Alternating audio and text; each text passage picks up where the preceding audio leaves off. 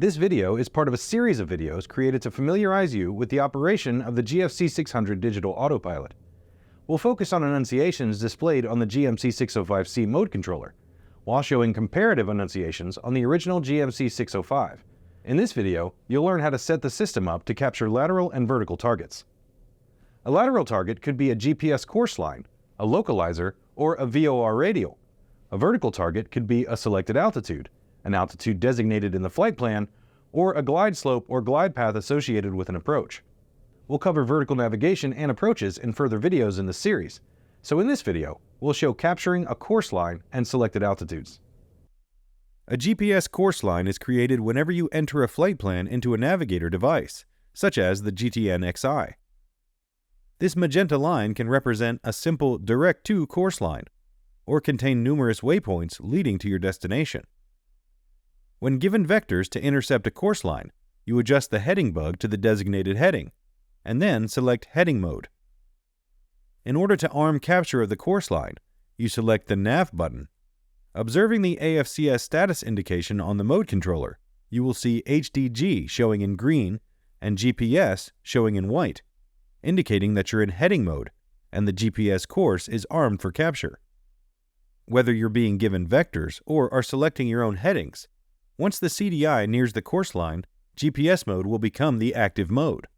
As this change occurs, you will see GPS flashing green and then become solid green.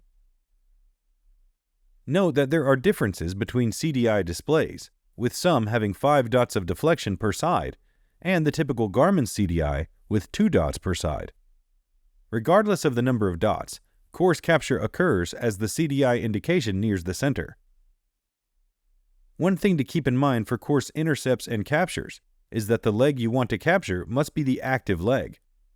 For example, if you were on a GPS course direct to a waypoint, and ATC starts providing vectors to intercept the leg of your next flight plan segment, you need to make that leg the active leg. Select heading mode to steer towards the intercept, and select the nav button to arm the intercept. You should also verify that the correct nav source is selected with the CDI button. Whether you're planning on a climb or a descent, the first thing you need to do is adjust the selected altitude to your desired altitude. If you're planning on a climb, your Garmin Aviation Training Team recommends using IAS mode, since this will use a designated airspeed for your climb. When you select IAS mode, the current airspeed is captured. You'll need to rotate the down-up wheel to set your desired climb speed. Rotating the wheel provides for airspeed adjustments in 1 knot increments. Note the white ALTS showing next to the armed altitude. This stands for altitude selected and shows the altitude that will be captured. As you capture the selected altitude, the green IAS indication will change to show a green ALT, along with the captured altitude. While IAS mode can be used for descents, vertical speed mode is typically used in this situation. When you select VS mode, the current rate of descent will be captured. Rotating the down-up wheel towards down increases the vertical speed in increments of 100 feet per minute.